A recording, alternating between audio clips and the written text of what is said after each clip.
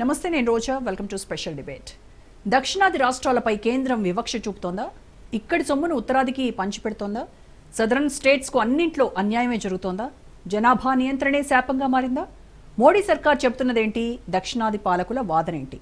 ఎందుకు కేంద్రంపై దండయాత్రకు సిద్ధమయ్యారు?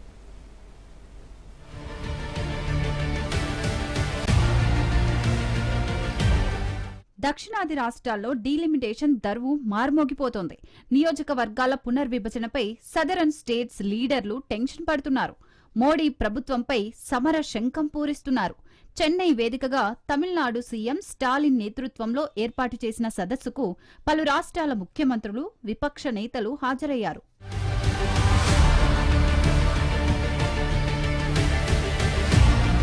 డీఎంకే నిర్వహించిన సమావేశానికి తెలంగాణ నుంచి ముఖ్యమంత్రి Revanth Reddy, PCC chief Mahesh Kumar Goud, BRS working president KTR వెళ్లారు. Kerala chief minister Vijayan, Punjab CM Bhagwant Mann, Shiromani Akali Dal అధ్యక్షుడు బల్విందర్ సింగ్, కర్ణాటక డిప్యూటీ సీఎం డీకే శివకుమార్ సహా పలువురు పాల్గొన్నారు. డీలిమిటేషన్ విషయంలో దక్షిణాది రాష్ట్రాలకు అన్యాయం జరిగేలా కేంద్రం కుట్ర చేస్తుందన్నారు వక్తలు.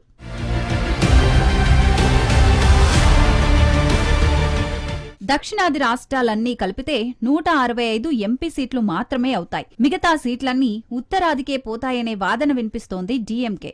డీలిమిటేషన్ వల్ల తెలుగు రాష్ట్రాలకు గట్టి దెబ్బపడే అవకాశం ఉంది. అందుకే జెండాలకు అతీతంగా కాంగ్రెస్, బీఆర్ఎస్ లీడర్లు చెన్నై మీటింగ్కు వెళ్లారు. వైసీపీ అధినేత జగన్ సైతం ప్రధాని మోడీకి లేఖ రాశారు. ఆ లేఖలో దక్షిణాది రాష్ట్రాల ఆందోళనను వెల్లడించారు. స్టాలిన్ చేస్తున్న పోరాటానికి తమ పూర్తి మద్దతు ఉందన్నారు సీఎం రేవంత్, మాజీ మంత్రి KTR.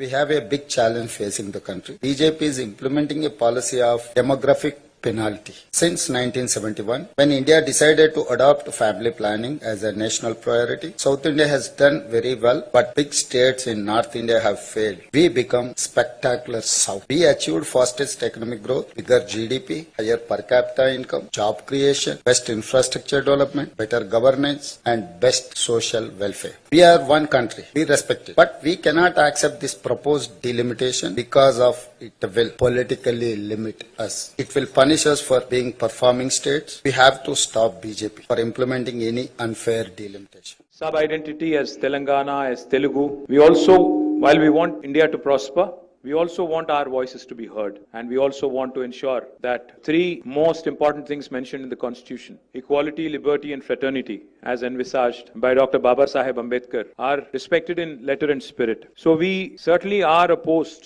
to the tyranny of majority, to India being converted into a mobocracy and not democracy. We believe that states that have done exceptionally well should be incentivized, not penalized. Then I do believe that we have to remember one simple thing: stronger the states, stronger the country. Cooperative federalism should be the order of the day, not coercive federalism. Cooperative federalism will make India a superpower, not coercive federalism. Parliament లేదా assembly నియోజకవర్గాల సరిహద్దులను పునర్నిర్మించే ప్రక్రియే delimitation. జనాభా ప్రాతిపదికన ప్రజా ప్రతినిధులు ఉండేలా సీట్లు కేటాయించాలన్నది కేంద్రం ఆలోచన.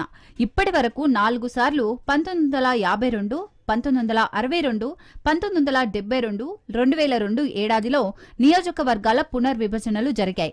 డీలిమిటేషన్ ఆధారంగానే సీట్ల సంఖ్య పెంచడం, తగ్గించడం చేస్తారు. జనాభా ఆధారంగా విభజిస్తే దక్షిణ భారతదేశానికి నష్టం తప్పదని హెచ్చరిస్తున్నారు మేధావులు.